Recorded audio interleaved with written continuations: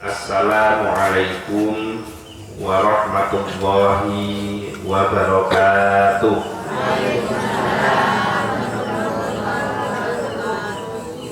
Alhamdulillah, alhamdulillahilladzi anzalas sakinata fi qulubil mu'minin liyazdadu imanan ma'a imanihim.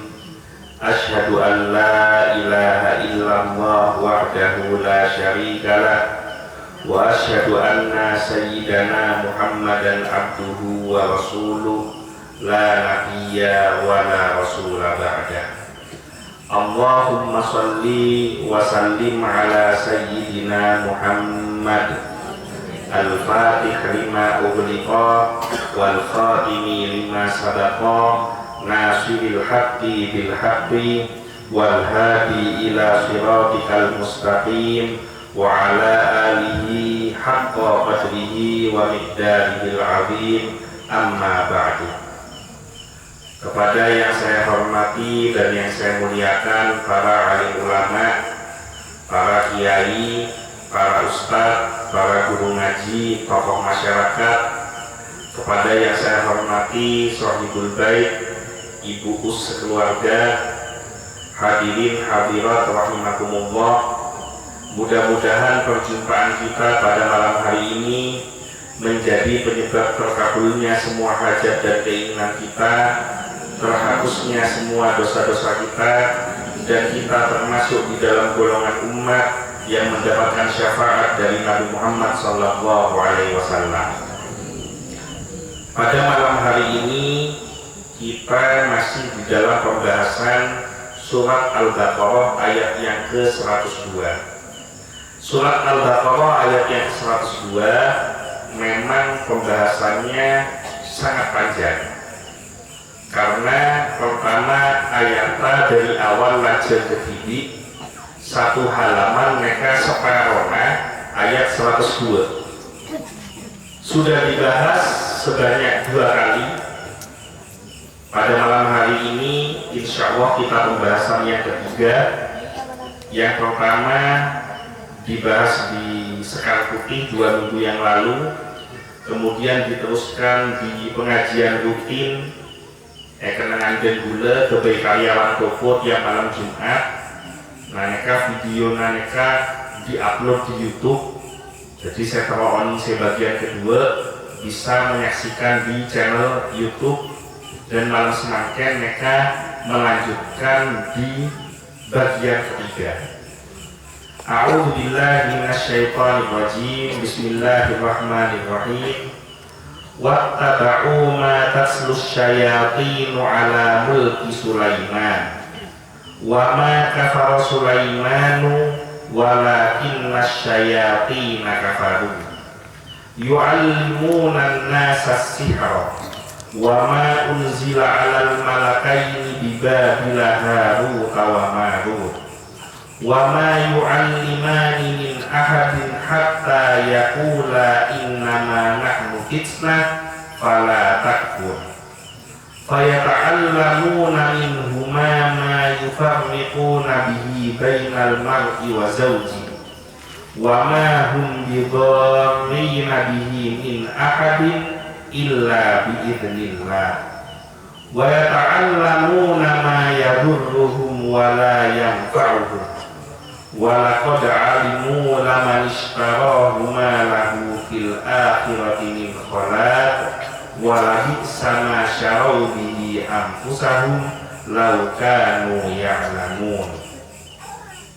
Wattaba'u, dan mereka orang-orang Yahudi Bani Israel mengikuti ma tatslus syayatinu, apa yang dibaca oleh setan-setan ala mulki Sulaiman, pada masa kerajaan Nabi Sulaiman. Wa ma kafara Sulaiman, dan tidaklah Nabi Sulaiman itu kafir, walakinna syayatina kafaru, akan tetapi para setan itulah yang kafir. Yu'allimuna an-nasa as-sihra, para setan itu mengajarkan kepada manusia tentang ilmu sihir. wa ma unzila 'alal malakain, dan apa yang diturunkan kepada dua malaikat di Babila, di negeri Babilonia, Harut wa Marut, yaitu Harut dan Marut. Wa ma yu'alliman, dan tidaklah keduanya, yaitu Harut dan Marut, min ahad, wa ma yu'alliman, dan tidaklah keduanya, yaitu Harut dan Marut, mengajarkan ilmu sihir itu min ahadin, kepada seorang pun, hatta sehingga yakula, mereka berdua mengatakan, innama nahnu fitnah, sesungguhnya kami ini adalah ujian, fala takfur, maka janganlah kalian kafir.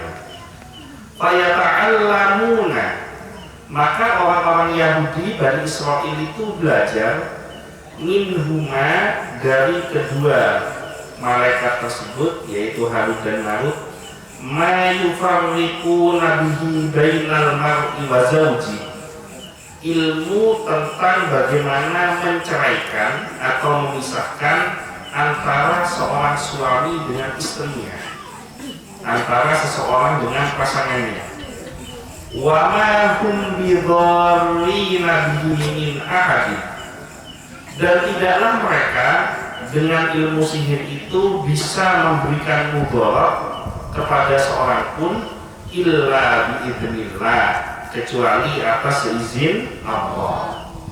Wa yata'allamuna ma yadurruhum, mereka orang-orang Yahudi Bani Israel itu hanya mempelajari ilmu yang membuat mudarat kepada diri mereka, atau ilmu yang membuat mereka celaka sendiri, wala yanfa'uhum, dan tidaklah memberikan manfaat sedikit pun kepada mereka.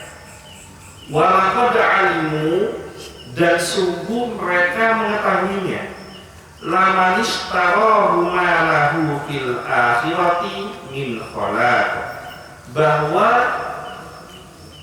mereka menukar kitab Taurat, perdagangan mereka menukar iman kitab Taurat dengan ilmu sihir, merupakan perdagangan yang tidak menguntungkan di akhirat. Walabi sama syarau bihi anfusahum, amat buruk sekali perbuatan mereka yang menukar diri mereka dengan ilmu sihir, laukanu ya'lamun, kalau mereka mengetahuinya. Mereka pun pembukaan mulai ketemu Rabbi ya. Belum tafsirah, belum pembukaan permoku Rabbi. Karena ayatnya selanjut. Saya baca langsung program boleh ya, kalau lanjut. Kita lanjutkan malam semakin tafsirnya sampai pada pendapat para imam terdahulu mengenai makna ayat ini. Al-Aufi dalam kitab tafsirnya meriwayatkan dari Ibnu Abbas sehubungan dengan makna firman-Nya, wattaba'u ma tatlus syayatinu ala mulki Sulaiman, dan mereka mengikuti apa yang dibaca oleh setan-setan pada masa kerajaan Sulaiman. Tersebutlah bahwa ketika kerajaan Nabi Sulaiman terlepas dari tangannya, maka murtadlah segolongan jin dan manusia, mereka mengikuti hawa nafsu mereka. Jadi Nabi Sulaiman mereka ketika Nabi Daud wafat, yang meneruskan kepemimpinan kerajaan Nabi Daud adalah putranya Nabi Sulaiman. Suatu saat Nabi Sulaiman mereka karena dengan kelalaiannya pernah diuji setong penyakit, sehingga Nabi Sulaiman mereka tidak bisa memegang kendali pemerintahan kerajaannya. Jadi terlepas. Jadi umpama misalnya saya paling gampang, Pak Tenggi sakit, macam pokoknya sehat terus. Pak Tenggi, akhirnya Pak Tenggi sakit, itu mau siaki mereka. Gula beri contoh saya paling gampang, lampian lekas paham. Pak Tenggi sakit. Namun Pak Tenggi sakit otomatis tak bisa menjalankan tanggung jawabnya sebagai kepala desa. Maka terlepaslah kekuasaan Pak Tenggi selaku kepala desa ketika beliau sedang sakit. Nah, dia cuma beres, maka kembali lagi wewenangnya sebagai kepala desa. Nah, Nabi Sulaiman mereka pernah diuji oleh Allah karena setong kelalaian. Nah, kelalaiannya ini jangan diibaratkan enak lalainya dan gula sarung tiang. Karena para nabi dan rasul itu sudah maksum. Maksum mereka mulai dari dalam tabuk, para nabi dan rasul itu sudah terlindung dari segala macam maksiat atau dosa-dosa rajin. Jadi kelalaiannya mereka kelalaian yang sepele. Nabi dan nabi sarang rasul dibandingkan dan gula sarang panjenengan, mereka mon nabi sarang rasul ada baik kesalahan seponi, kelalaian seponi, maka akan mendapatkan hukuman yang keras dari Allah. Yang tujuannya adalah untuk mengingatkan. Enak contohnya Nabi Yunus semangkel cermet ke umata karena tanda iman, akhirnya hina sarang Nabi Nuh.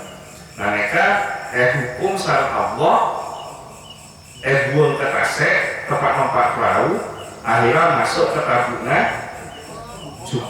cukup raja paus.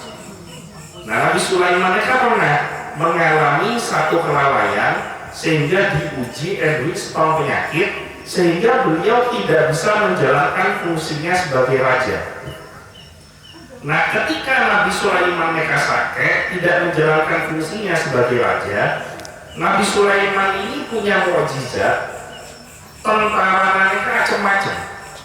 Biasanya mon raja, presiden, mereka tentara akan pun menongsa. Nah, Nabi Sulaiman mereka tentara macam-macam, dari menongsa bede, dari kebun bede, dari golongan jin setan juga bede. Bahkan angin mereka juga menjadi pasukannya Nabi Sulaiman. Nah, ketika Nabi Sulaiman sakit songkan, Nabi Sulaiman songkan gue enggak dulu kalau saya sakit mereka songkan. Nabi Sulaiman saya tetap songkan di Sulaiman kucangan mau sakit ya saudara. Nah, Nabi Sulaiman mereka songkan pasukan dari golongan jin sarang setan mereka murtad. Jadi ketika dari golongan jin dan setan mereka mengetahui Nabi Sulaiman songkan, mereka murtad, meninggalkan agama atau ajaran yang dibawa oleh Nabi Sulaiman.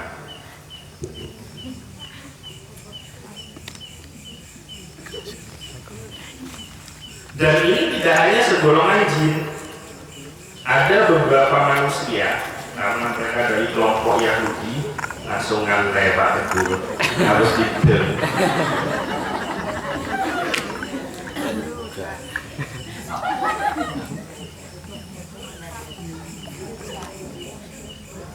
Memang kan dari sejarah Al-Quran dari awal membahas tentang Bani Israel, kan Bani Israel ini umat sekali benar. Pokok every nabi, tidak ada satupun nabi mulai dari zamannya Nabi Yakub sampai Nabi Muhammad yang Bani Israel ini tidak melakukan pelanggaran.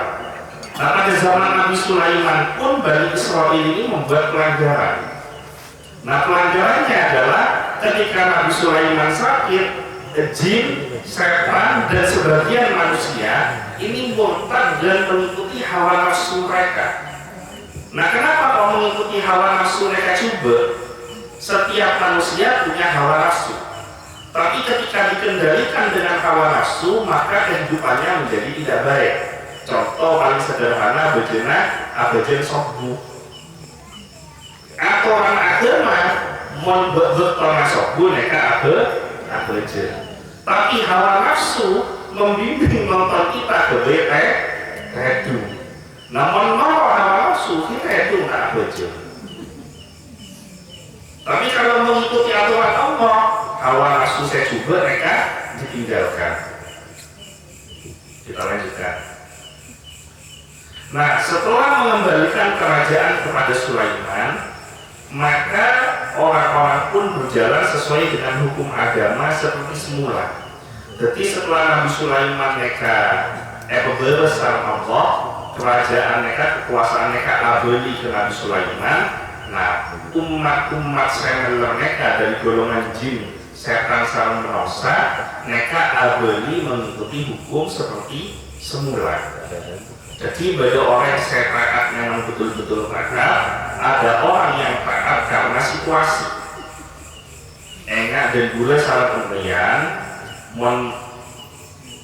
mengendarai kendaraan bermotor, taat, membeda polisi, sobung polisi, kita taat. Beda polisi ngakui helm, kan mereka. Sobung polisi tak ngakui helm boleh. Akhirnya suatu saat beda lampu merah terus tetapaan polisi ngetek. Begitu terus lampu merah kayak keentian di polisi. Etak gua lepas.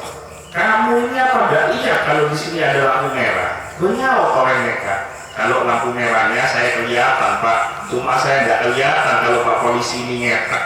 Ada efek lepas. Nah, Bani Israil ini modelnya mereka. Jadi mau beda Nabi, beda Rasul, mereka takok. Mau beda Nabi Sulaiman mereka, karena wibawa hebatnya Nabi Sulaiman. Tapi ketika Nabi Sulaiman sombong, saya kafir, si kafir boleh, saya benar boleh. Kita lanjutkan. Sesungguhnya Sulaiman dapat menemukan kitab-kitab mereka, lalu menguburnya di bawah singgasananya. Tidak lama kemudian Nabi Sulaiman meninggal dunia. Jadi Nabi Sulaiman mereka menemukan kitab-kitab sihirnya mereka. Jadi orang-orang Yahudi mereka kan ajar ilmu sihir. Nah, ilmu sihir yang dimiliki oleh mereka yang ada di dalam satu kitab, mereka polong sama Nabi Sulaiman. Akhirnya pendem di bawah singgasananya Nabi Sulaiman. Kenapa? Karena ilmu ini ilmu terlarang. Jadi ilmu sihir mereka dari zaman tambah memang dilarang. Nah, ketika Nabi Sulaiman mengetahui umatnya belajar ilmu sihirnya ini sabut di bawah singgasananya. Dan tidak ada satu orang pun yang berani mengambil ilmu tersebut, kitab tersebut. Jadi sombong saya bengal, ngalah kitab, saya sepen sama Nabi Sulaiman. Nah, terkait dari peristiwa menyembunyikan kitab-kitab sihir itu, Nabi Sulaiman sombong ngomong wafat. Jadi setelah pengetek, tabib sombong ngomong.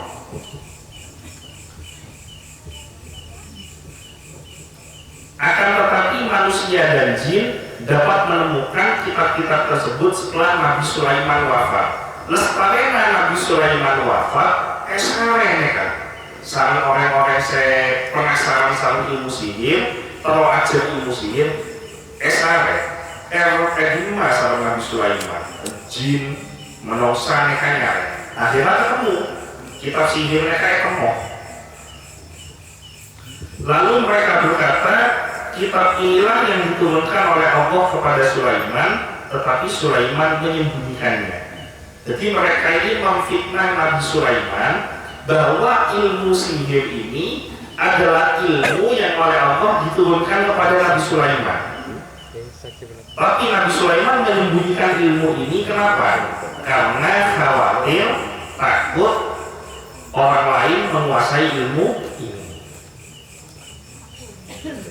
Maka mereka mengambil kitab tersebut dan menjadikannya sebagai agama. Jadi ilmu sihir mereka, kitab sihir mereka jadi agama. Mereka akan ilmu sihir jadi ilmu agama. Lalu turunlah firman Allah ayat ke-100 yang kita kaji kemarin. Walamma ja'ahum rasulun min indillah musaddiqul lima ma'hum. Dan setelah datang kepada mereka seorang rasul dari sisi Allah yang membenarkan kitab yang ada pada mereka, yaitu pada zaman Nabi Muhammad, hingga akhir ayat, maka mereka mengikuti kemauan hawa nafsu mereka yang dibacakan oleh setan-setan. Jadi mereka mengikuti melawan hawa nafsu, mempelajari berbagai macam ilmu sihir. Nah, di dalam situ ada tentang pembelajaran sihir menggunakan alat-alat musik. Ada pembelajaran sihir menggunakan permainan. Mau zaman semakin mereka sihir menggunakan permainan, hingga kartu itu. Jangan yang saya pacar bagi kartu, link, segala macam itu sihir menggunakan permainan. Jadi sihir menggunakan musik, sihir menggunakan kartu dan segala macam permainan, ada boneka, ada alat-alat permainan. Ini sudah ada sejak zaman Nabi Sulaiman. Jadi mereka sihir konak mereka, pembuatnya sejak zaman Nabi Sulaiman. Nah, pertanyaannya sekarang, di sini kan diterangkan ada alat-alat musik. Nah, oleh sebagian orang-orang yang radikal mengatakan bahwa alat-alat musik ini diharamkan di dalam ajaran agama Islam. Padahal yang dimaksud itu bukan alat musiknya yang diharamkan, tetapi permainan musik yang mengakibatkan lalai pada Allah. Jadi beri musik saya haram, tapi musik yang menyebabkan lalai kepada Allah itu yang dilarang. Karena zaman Rasulullah pun bermusik, dan para sahabat juga ada beberapa, salah satu contohnya namanya Hasan bin Sabit. Hasan bin Sabit mereka adalah kitab Bulughul Maram yang terang lagi. Suatu saat pernah mau sholawat di masjid, betul zamannya Khalifah Umar bin Khattab. Begitu Umar bin Khattab mengira bahwa Hasan bin Sabit mereka sholawat di masjid, mancelah ya Umar bin Khattab niat akhir ke Hasan bin Sabit. Maka Hasan bin Sabit mereka menjawab bahwa sesungguhnya dulu aku pernah mendendangkan syair sholawat ini di hadapan orang yang lebih baik daripada kamu, tapi dia mendiamkannya. Siapa yang lebih baik dari Umar bin Khattab? Yaitu Nabi Muhammad SAW. Dikenal keluar kade, mana yang gula tak kenal. Selain gula berta, bikin keluar harus bikin rapi.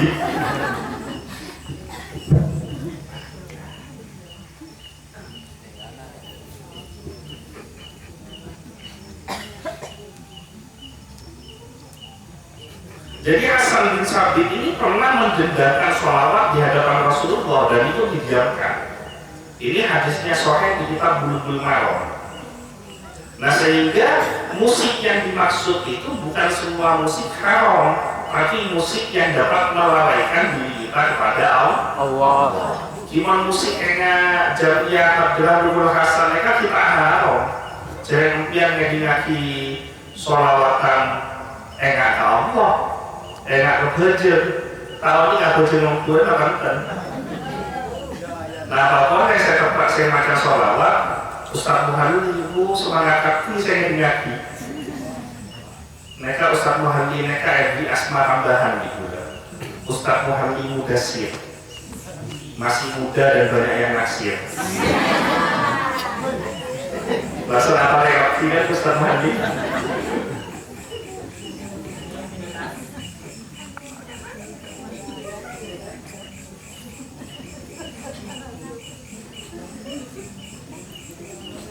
Jadi inti dari cerita ini yang diriwayatkan oleh Al-Aufi bahwa Nabi Sulaiman ini difitnah mengajarkan ilmu sihir. Intinya itu begitu.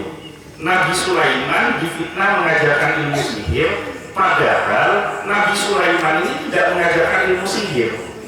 Jadi ketika Nabi Sulaiman kembali dari sakitnya, agak mirip dengan ceritanya Nabi Musa.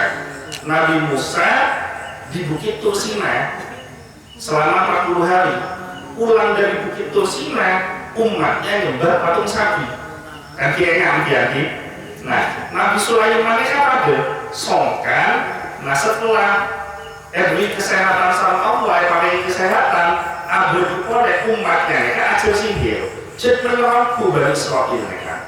Ditinggal Nabi Musa kembali nyembah patung sapi. Ditinggal Nabi Sulaiman, Nabi Sulaiman kembali ajar ilmu sihir. Nah ilmu sihirnya kak polong, ngetak sareng Nabi Sulaiman. Setelah Nabi Sulaiman sedih wafat, nah umatnya yang nakal ini mencari ilmu sihir itu.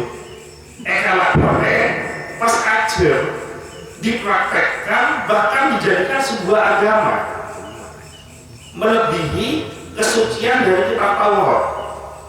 Dan celakanya mereka mengatakan bahwa ilmu sihir ini yang mengajarkan Nabi Sulaiman. Nah di dalam ilmu sihir itu diterangkan macam-macam, terutama yufamiquna bihi bainal mar'i wa zauji.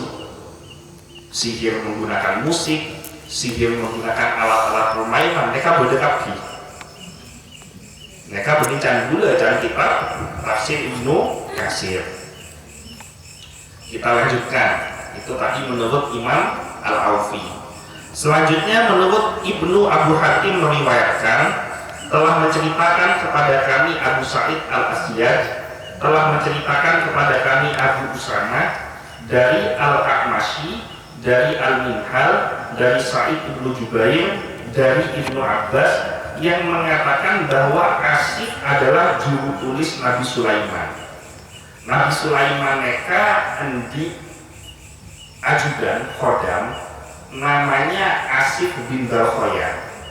Ampian memperoleh Asif bin Barkhoya karena ada sebuah cerita yang masyhur di dalam Al-Quran ketika Nabi Sulaiman ingin mengajak Ratu Balkis beriman kepada Allah.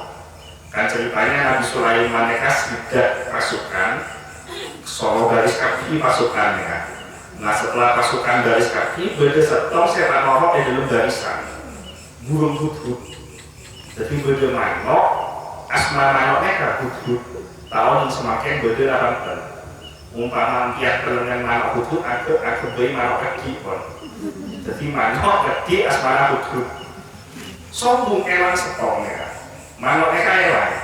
Jadi Nabi Sulaiman mereka mantel mak bengal, kok berani-beraninya burung ini tidak hadir pada waktu Nabi Sulaiman mau rapat dengan pasukannya. Sehingga Nabi Sulaiman niat, pokoknya kalau burung hudhud neka abadi tidak bisa memberikan alasan yang jelas kenapa kau tidak mau mengikuti rapat neka majelis ini, maka burung hudhud ini dia sama Nabi Sulaiman mau disembelih. Untung gula tak naruh lampanan Nabi Sulaiman. Pas gula tak apal juga kemudian. Coba umpama apal di mana kan? Yusapa kan? Coba Fatimah di mana kan sombong? Kalau tidak bisa memberikan alasan yang jelas, saya sembelih kan? Malah mereka. Nah, burung hudhud ini diancam mau disembelih. Tidak lama kemudian ada burung hudhud ini. Nah, ketika datang diinterogasi oleh Nabi Sulaiman. Kamu pergi kemana sampai hilang? Dijawab oleh burung hudhud, Nabi Allah, cek ngosok kade, abdina neka, gelak dalam perjalanan menuju tempat ini, sempat ambu sekejap beda setong negara. Ada satu negara, saya kadima negara neka, negaranya makmur, rakyatnya hidup di dalam kemakmuran, kekayaannya melimpah dan dipimpin oleh seorang ratu. Jadi presiden mereka bini asmana Ratu Balkis. Kan beda sayangnya. Kenapa sayangnya? Ratu Balkis sang umatnya neka beni nyembah Allah tapi nyembah matahari. Nama kerajaannya kerajaan Saba, ratunya namanya Ratu Balkis, yang disembah ini matahari. Nah maka Nabi Sulaiman memerintahkan burung hudhud untuk membawa surat. Surat ini tujuannya adalah berdakwah kepada Ratu Balkis supaya Ratu Balkis ini mau iman kepada Allah. Nah itu diabadikan di dalam Al-Quran. Innahu min Sulaimana wa innahu bismillahirrahmanirrahim. Allah ta'lu alayya wa atuni muslimin. Innahu min Sulaimana, sesungguhnya surat ini dari Sulaiman. Wa innahu bismillahirrahmanirrahim, dan sesungguhnya surat ini diawali dengan bismillahirrahmanirrahim, dengan menyebut nama Allah yang maha pengasih lagi maha penyayang. Allah ta'ala alayya, maka wahai Ratu Balqis, taatlah kepada aku, jangan sekali-kali kamu menentang aku, wa'tuni muslimin, dan ikutilah aku menjadi orang Islam, menjadi seorang muslim. Begitu surat Mekah Pak Ratu Balqis dibaca, nah keluar muncul nama Nabi Sulaiman, maka Ratu Balqis beserta umatnya mereka tak dengar. Kenapa? Karena kerajaan Nabi Sulaiman ini sudah terkenal sejak zaman ayahnya, yaitu Nabi Daud. Yang terkenal kerajaan ini kalau perang tak pernah kalah, menang terus. Jadi Nabi Daud mereka mau perang menang terus. Sehingga Ratu Balqis sang pengikutnya mereka takut perang ke Nabi Sulaiman. Nah daripada perang mereka ini, akhirnya Ratu Balqis memutuskan, singkat cerita, mereka cerita aja. Singkat cerita, Ratu Balqis memutuskan untuk menyerahkan diri kepada Nabi Sulaiman. Maka Ratu Balqis beserta pasukannya. Begitu kabar ini terdengar ke telinga Nabi Sulaiman, maka Nabi Sulaiman mengumpulkan semua pasukannya. Pas aku beri sayembara, siapa yang bisa memindahkan singgasananya Ratu Balqis? Oni yang singgasananya kan apa? Ketojuan. Gimana ketojuan Rato kan bagus. Sombong sedonal ketojuannya Rato. Siapa yang bisa memindahkan singgasananya Ratu Balqis yang paling cepat di antara golongan kalian? Jadi saya bisa ngalih ketujuan Ratu Balqis ke kerajaannya Nabi Sulaiman, saya paling cepat mereka serah. Nabi Sulaiman mereka apanya? Pasukannya. Nah jarak dari kerajaan Nabi Sulaiman ke kerajaan Ratu Balqis mereka jauh. Anggap saja kemudian memperangi kerajaan Nabi Sulaiman sareng Ratu Balqis kan pelan dia. Anggap bayi Nabi Sulaiman beda besar, Ratu Balqis beda esor beje. Nah ketujuan Ratu Balqis esor beje mereka ke beda besar, saya rasa paling bisa cepat ngaleh singgasananya Ratu Balqis. Maka dari golongan jin namanya Ifrit angkat tangan, abdina Nabi Sulaiman, abdina mereka bisa ngaleh ketujuan Ratu Balqis, singgasananya Ratu Balqis dari sorbeje, ke benda besar sebelum ajunan mancing dari kelompokan. Dari duduk berdiri, diumpama gula wajud mereka pas mancing. Nah sebelum mancing mereka, singgasana mereka ngaleh. Kira-kira lekas nafas sekejap. Lekas nafas sekejap. Empian tak usah dari sorbeje ke benda besar. Dari Kak Ginto, dari dalam, sawakan ke tanian di sana konten sebelum gula mancing mereka ke baju ada dulu tak bisa.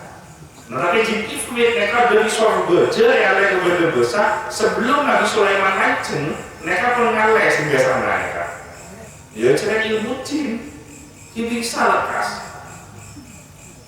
Nah maka beda satu orang manusia yang punya ilmu pengetahuan Allah, punya ilmu hikmah, mengajukan dirinya kepada Nabi Sulaiman, wahai Nabi Sulaiman, abdina mereka bisa ngaleh ketujuannya Ratu Balqis dari sorbeje ke benda besar lebih cepat daripada Ifrit.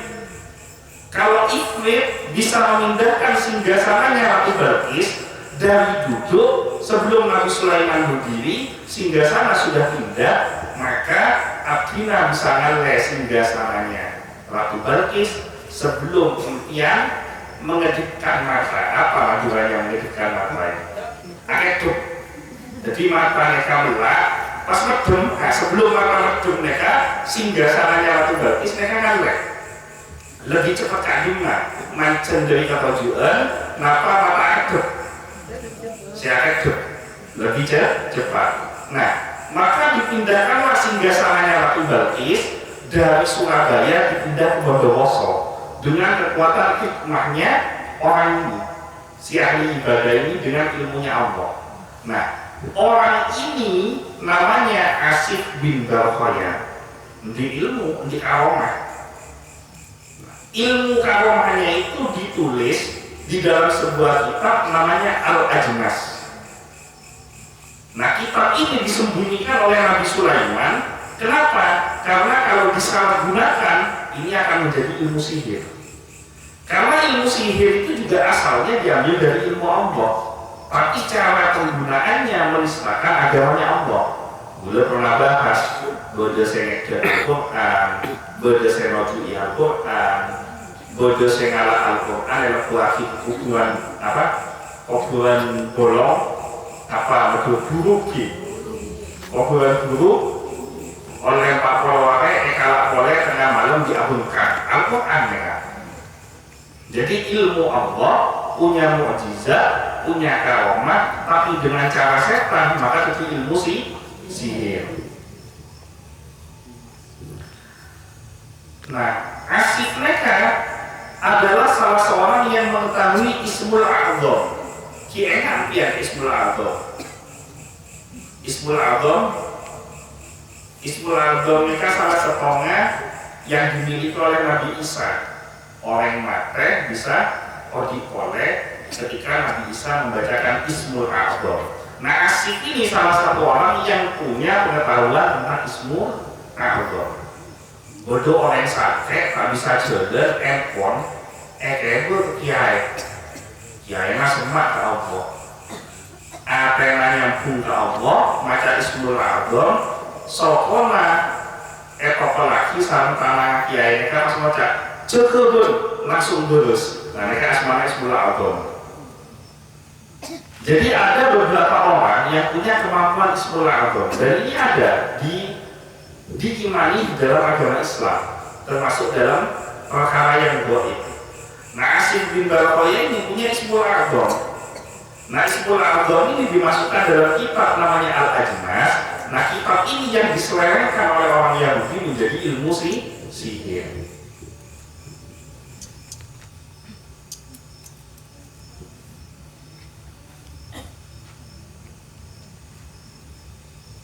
Nah, Asif ini mengetahui Ismul A'zam dan mencatat segala sesuatu atas izin Nabi Sulaiman. Lalu Nabi Sulaiman mengubur catatan tersebut di bawah singgasananya.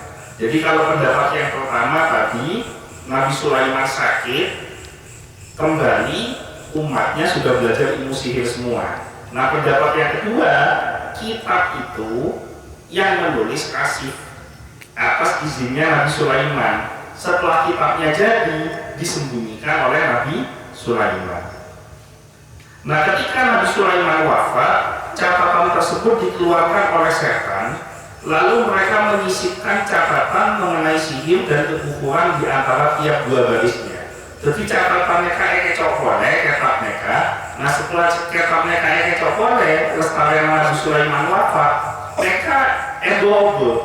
Jadi tiap dua baris dimasukkan ilmu tentang kekafiran, dan dua baris oleh masukkan lagi ilmu kekafiran. Jadi kitabnya Asif ini sama mereka itu disisipi ilmu-ilmu tentang kekufuran, dan akhirnya jadilah ilmu sihir.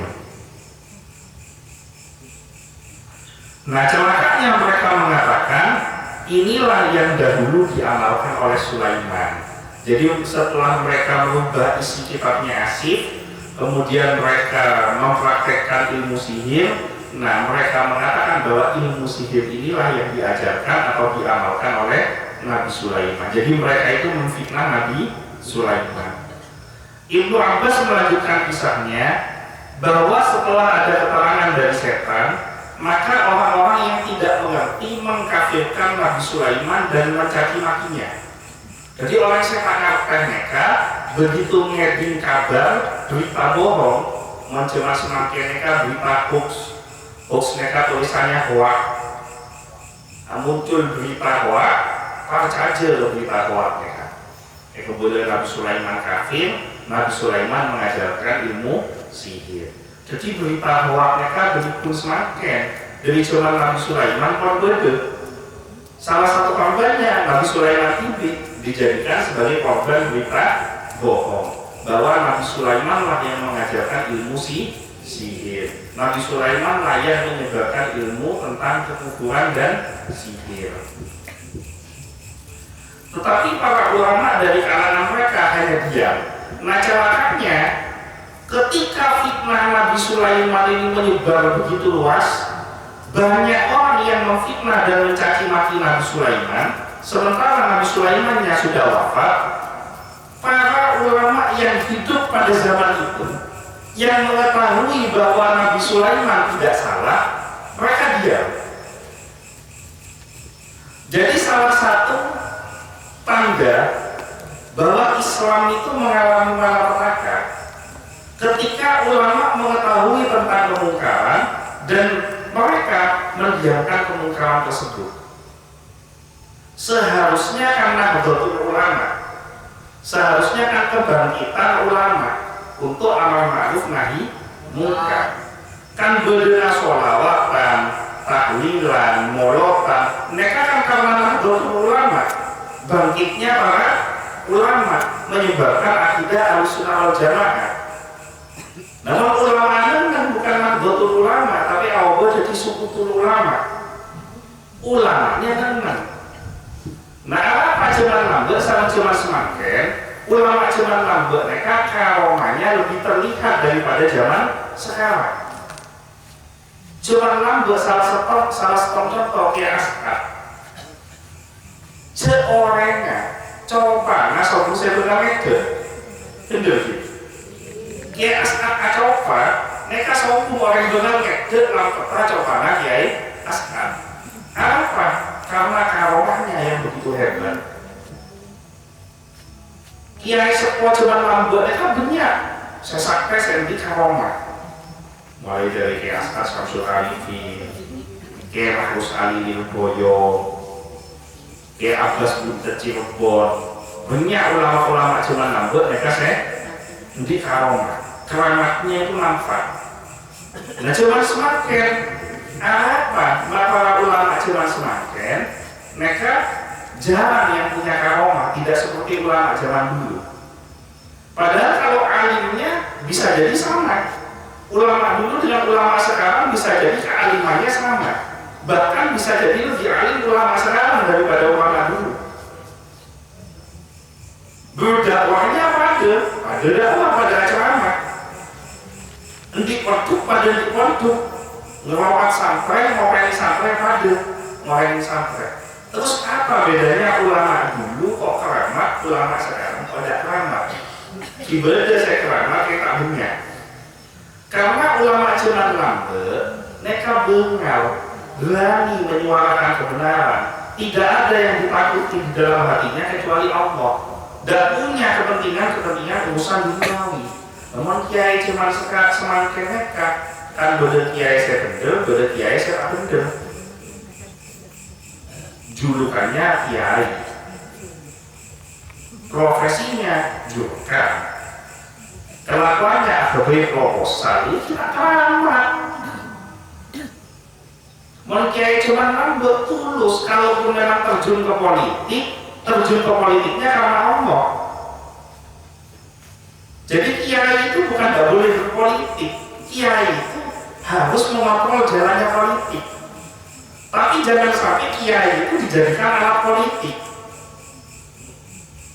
Nah sekarang ini banyak kiai tidak keramat karena kiai ini dipakai jadi alat politik. Guru-guru kita zaman lambat berpolitik. NU sendiri pernah menjadi partai politik dan diridhoi oleh para kiai sepuh. Itu menandakan bahwa berpolitik itu tidak dilarang dalam lingkungan kiai, dan kiai pun ikut terjun di politik juga tidak dilarang. Tapi jangan sampai kiainya dijadikan alat politik. Sama. Islam itu tidak boleh benci dengan politik. Empian deki iman bejana pelean, tak boleh berput. Kudu melek. Harus memilih, tidak boleh golput.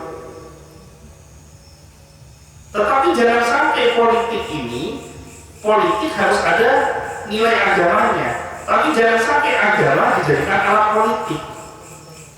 Nah, terus Ustaz, umpama calonnya beda dua coba rapi mereka soalnya saya bagus umpama mereka saya seton tukang main saya seton tukang mabuk umpama calon rapi ada dua mereka jangan tahu label pas di rumah. Menurut Imam Abu Hanifah sebuah negara yang dipimpin oleh raja yang zalim itu lebih baik daripada negara tidak punya pemimpin. Sebuah negara endi raja saya zalim mereka masih lebih baik ketimbang negara mereka sombong rajanya tidak ada pemimpinnya. Jadi umpama calon dua setong tukang mabuk, setong tukang main hampir habis saraan bunga serosa pele saya paling keni coba nah jadi umpama setong setan, setong iblis biar pele setan membeli calon dua setong setan, setong iblis pele setan, sepele iblis karena asaran iblis ketimbang setan. Tapi umpama setong bagus, ibadahnya bagus, condong kepada Islam, condong kepada agama, condong kepada kepentingan masyarakat kecil, ya tak sampai kayak di PLE. Nah ini mak tadi ke masalah PLE yang gitu.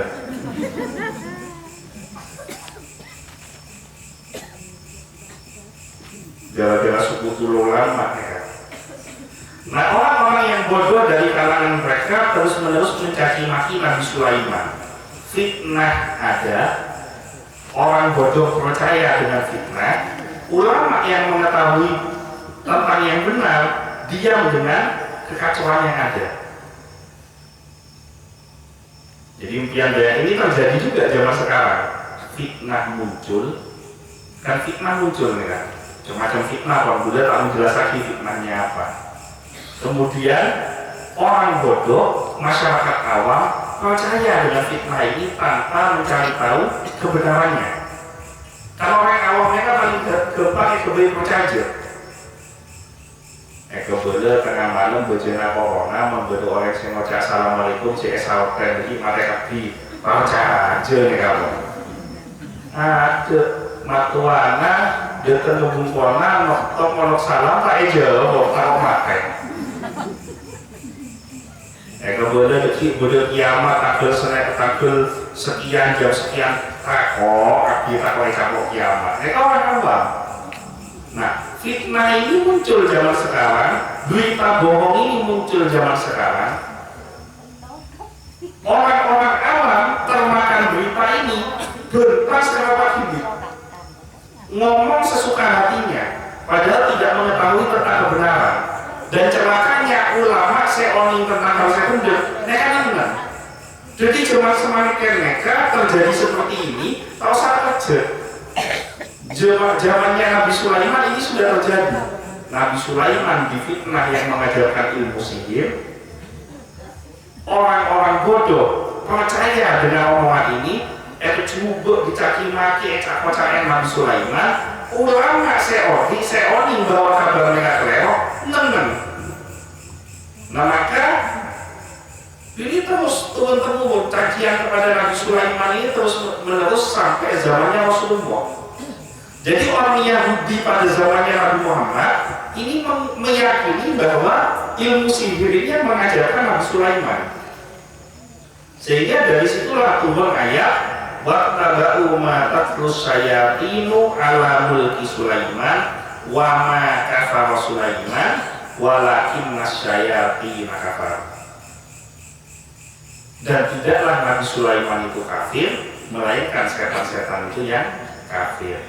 Ketika ulama mendiamkan kebenaran, keburukan berkembang di mana-mana ulama mendiamkan kebenaran, maka Allah yang akan turun langsung untuk memberitahukan kebenaran tersebut. Jadi umpama impian dalam posisi sekunder, kemudian difitnah kawan-kawan, tidak ada pembelaan sedikit pun, tak usah berkait. Nanti Allah yang akan turun memberikan pembelaan.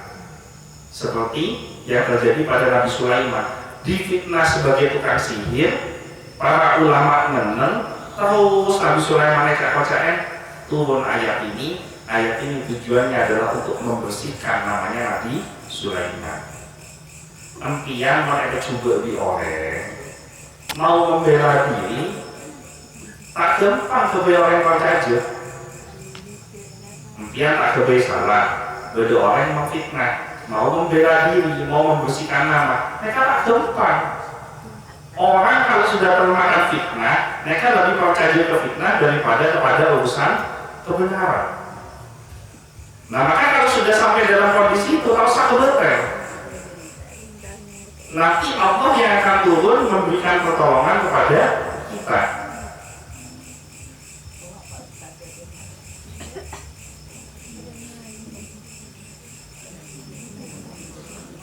Terakhir mereka untuk dua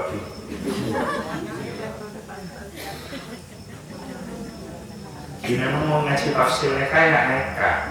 Ngaji tafsir itu kadang-kadang sampai pada ayat yang membuat kita itu senang mempelajarinya karena tepat kejadian pada diri sendiri.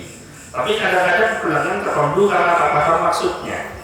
Tapi paham atau tidak paham, selama mau sabar mendengarkan, insya Allah ada pahala.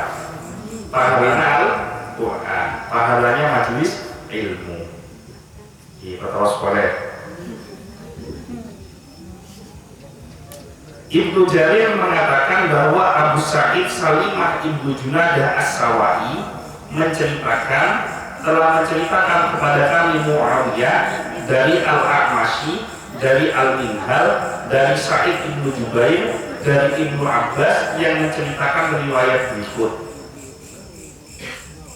Mereka nyoan sapora, gula maca mereka karena memang bunyi kitab tafsirnya seperti itu. Jadi mereka beri niat abad kasar semyoan sapora gitu. Jadi begitu ngomong sesem langsung majelah hati.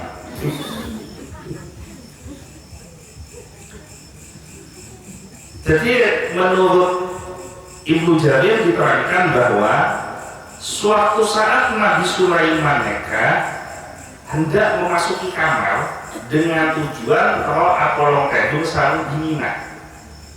Jadi masuk kamar kalau Apolong Tedung sarung dinina. Kibinina bibi. Nah, terlebih dahulu sebelum masuk ke dalam kamar Nabi Sulaiman kan dicincin, disocah. Nah, socana Nabi mereka tak pada sarung socana pian. Mereka ambil kekuatan, tapi kekuatannya bukan kekuatan gaib. Socana mereka ibaratnya seperti tanda kekuasaan. Jadi siapa yang memegang cincinnya Nabi Sulaiman, cincin itu maka sama dengan itu sudah termasuk punya amanah, punya kemampuan untuk memerintahkan, seolah-olah Nabi Sulaiman yang memerintahkan. Nah, kalau nanti saya kasih tempat, dia mau Kapolres. Kapolresnya kan ditongkat nonton. Tahun ini ya, dia mana saya kembali ngerti.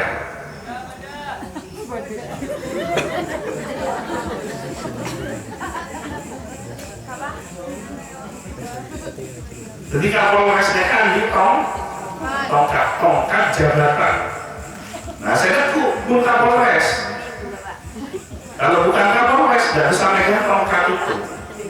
Nah, jadi tongkatnya tongkat komando. Maka siapapun yang jabatannya di bawah Kapolres, kan Kapolres Indonesia ambilnya. Selain itu kan ganti-ganti.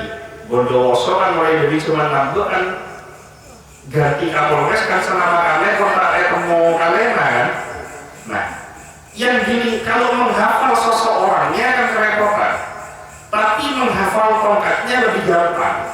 Maka ketika beliau orang yang tekuk tongkat mereka beri komando, mereka pada beri Kapolres saya bentak.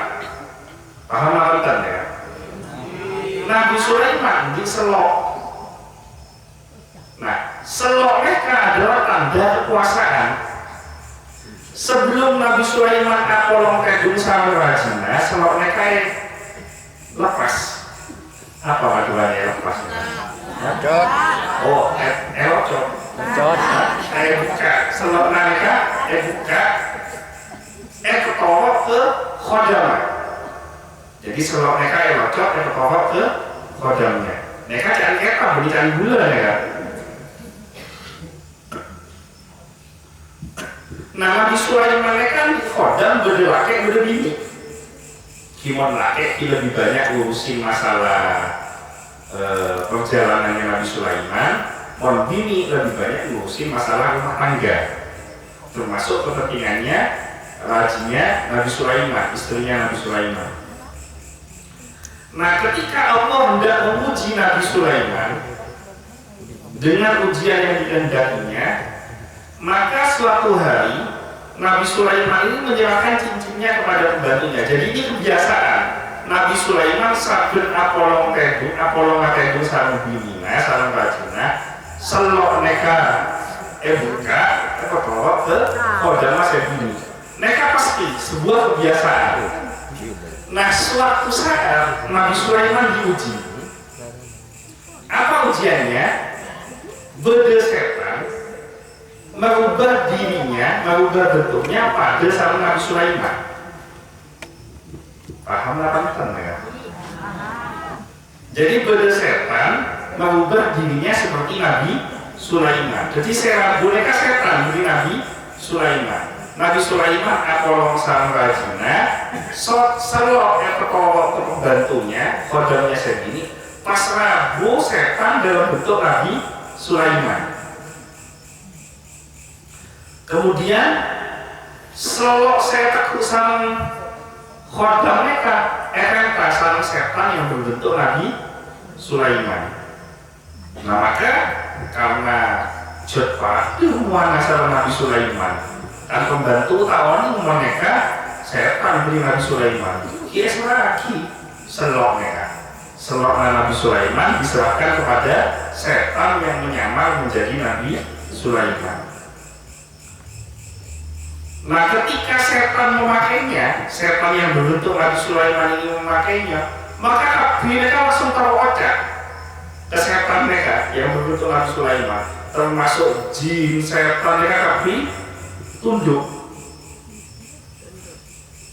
Nah, setelah setan yang berbentuk Nabi Sulaiman mereka pergi dengan membawa seloknya Nabi Sulaiman konstare sang rajina abeli ke pembantu tas selok mereka ke khodam masjid mereka.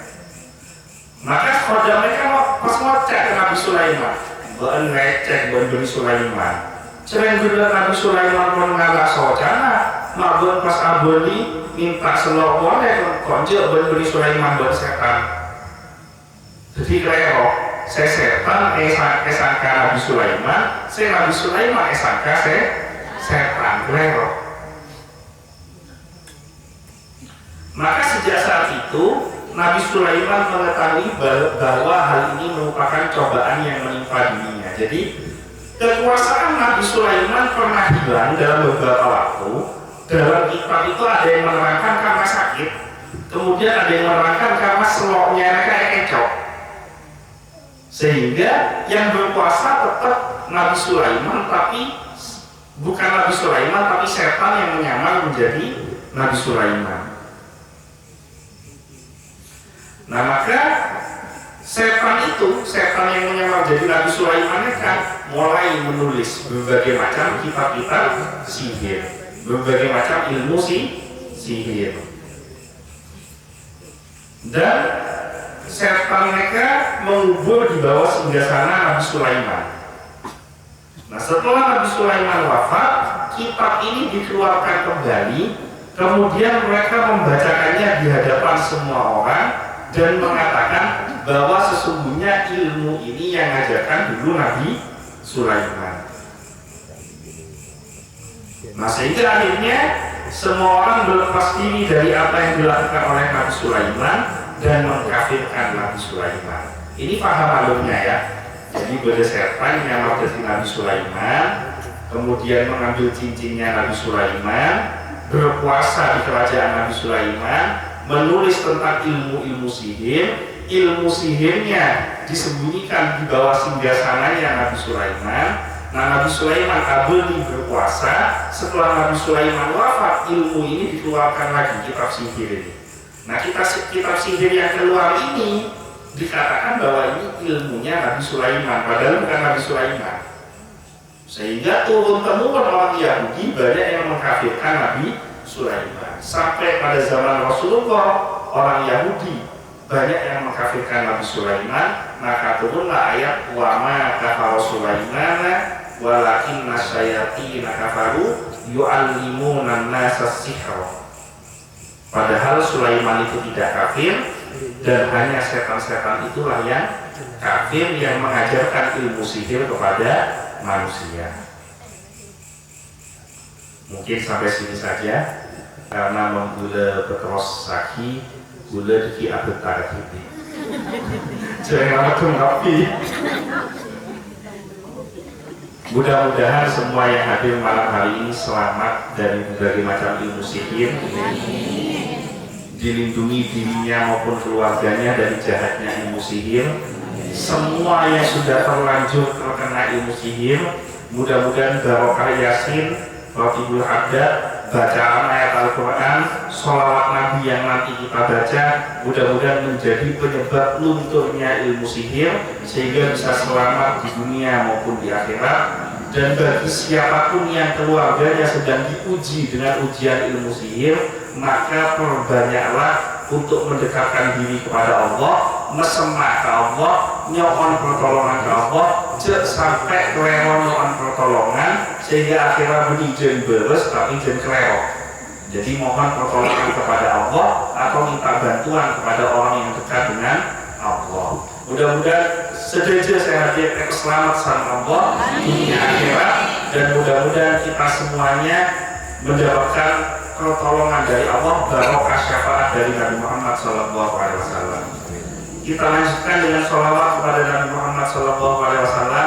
Mudah-mudahan barokah pembacaan sholawat dan gula sarang ajunan, dilepaskan segala kesulitan, diberikan jalan keluar dari segala macam kesulitan, dihilangkan semua kekhawatiran dan ketakutannya, dan senantiasa hidupnya diberikan kemudahan oleh Allah, meninggalnya husnul khotimah, dan berkumpul bersama Nabi Muhammad SAW.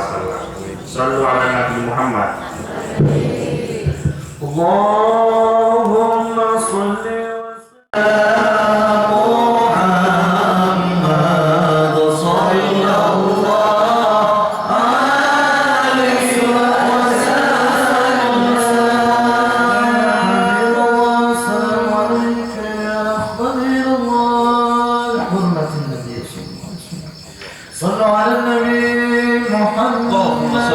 wa sallim.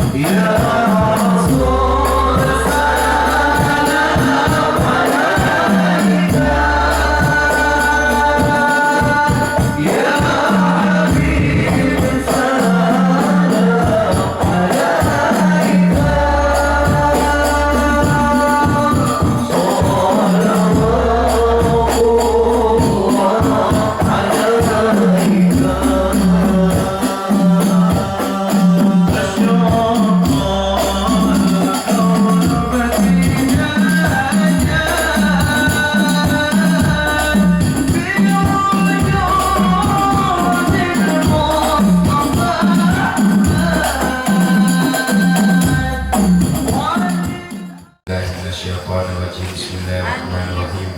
Hamdan yuwafi ni'mahu wa yukafi mazidah. Ya Rabbana lakal hamdu kama yanbaghi li jalali wajhikal karim wa 'azimi sultani. Allahumma shalli ala sayyidina Muhammadin sholatan tunjina biha min jami'il ahwal wal afat wa taqdi lana biha jami'al hajat wa tutahhiruna biha min jami'is sayyi'at wa tarfa'una biha indaka 'ala darajat wa tuballighuna biha aqsal ghayat min jami'il khairati fil hayati wa ba'dal mamat. Rabbil firli wa liwalidayya warhamhuma kama rabbayani shaghira. Rabbana hab lana min azwajina wa dhurriyyatina qurrata a'yun waj'alna lil muttaqina imama. Ya Allah, ya Tuhan kami, terima kasih atas segala nikmat iman dan Islam yang telah Kau anugerahkan kepada kami. Berikanlah kepada kami semua yang hadir pada malam hari ini keistiqomahan di dalam taat, keistiqomahan di dalam ibadah, keistiqomahan di dalam takwa, keistiqomahan di dalam menjalankan semua perintah dan menjauhi semua larangan-Nya. Ya Allah, siapapun yang hadir pada malam hari ini, jika ada di antara kami yang diuji dengan penyakit, baik dirinya maupun keluarganya, baik sakit zahir maupun batin, melalui majlis-Mu yang mulia ini, ya Allah, sembuhkanlah semua penyakit yang diderita oleh diri kami maupun keluarga kami, ya Allah. Jadikan setiap sakit yang diderita menjadi penyebab terhapusnya semua dosa dan diangkat derajat yang mulia di sisi-Mu, ya Allah. Ya Allah, berikanlah kami semua yang hadir malam hari ini rizki yang barokah, rizki yang bisa memberikan kebaikan dan keselamatan baik di dunia maupun di akhirat. Jauhkanlah kami semua dari rizki yang haram, jauhkan kami dari riba, lunaskan hutang-hutang kami. Berikanlah kami rizki yang halal yang bisa memberikan kebaikan dan keselamatan untuk kami, ya Allah. Ya Allah, ampunilah semua dosa dan kesalahan kami, karena kami sadar bahwa sesungguhnya waktu demi waktu yang kami lalui pada hakikatnya mendekatkan diri kami kepada jadwal kematian kami masing-masing. Maka pada kesempatan majelis yang mulia ini, ya Allah, siapapun yang hadir pada malam hari ini, ampuni semua dosa dan kesalahannya, semua dosa kecil maupun dosa besar, dosa sengaja maupun tidak sengaja. Jadikan kami semua keluar dari majelis ini dalam keadaan bersih tanpa dosa.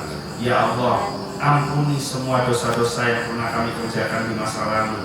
Jikalau seandainya ada yang hadir pada malam hari ini pernah melakukan dosa besar di masa yang lalu, pernah syirik, pernah menyekutukan Engkau, pernah berzina, pernah mencuri, pernah minum minuman keras, pernah berjudi, suami yang zalim kepada istrinya, istri yang durhaka kepada suaminya, orang tua yang zalim kepada anaknya, anak yang durhaka kepada kedua orang tuanya, maka melalui majelis-Mu yang mulia ini, ya Allah, ampuni semua dosa dan kesalahan kami.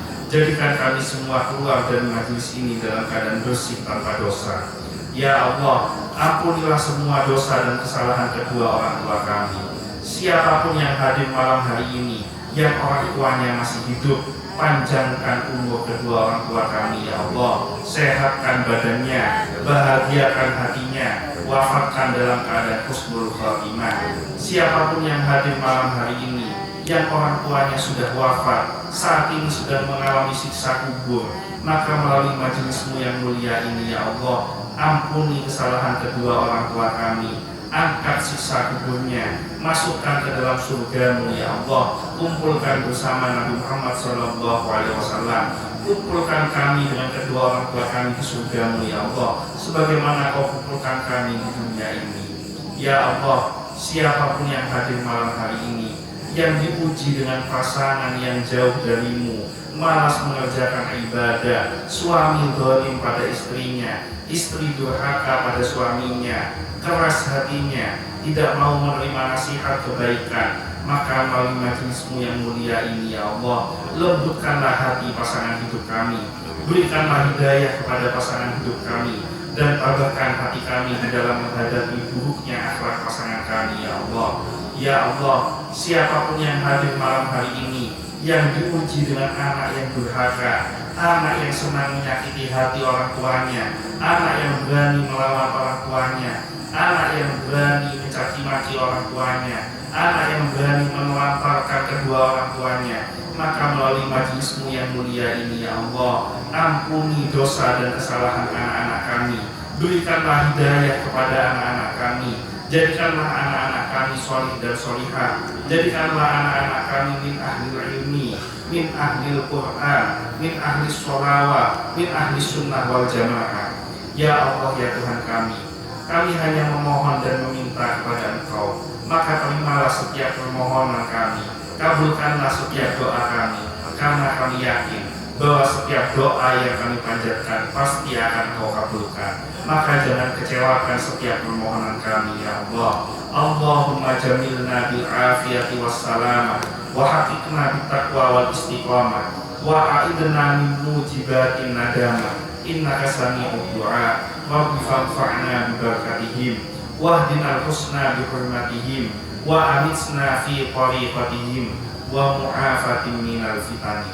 Rabbana atina fid dunya hasanah wa fil akhirati hasanah wa qina adzabannar. Subhana rabbika rabbil izzati amma yasifun, wa salamun alal mursalin, walhamdulillahi rabbil alamin. Al-Fatihah. Iya.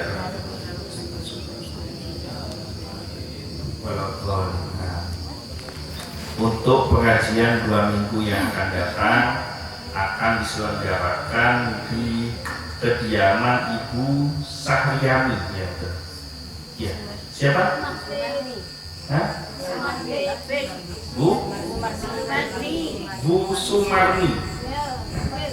Benar di akan diselenggarakan di kediaman Ibu Sumarni. Mudah-mudahan semuanya sehat, panjang umur, diberikan kesempatan untuk berjumpa di kajian 2 minggu yang akan datang. Amin. Kurang lebihnya mohon maaf. Wallahu muwaffiq ila aqwamit thoriq, wabillahi taufiq wal hidayah. Wassalamualaikum warahmatullahi wabarakatuh.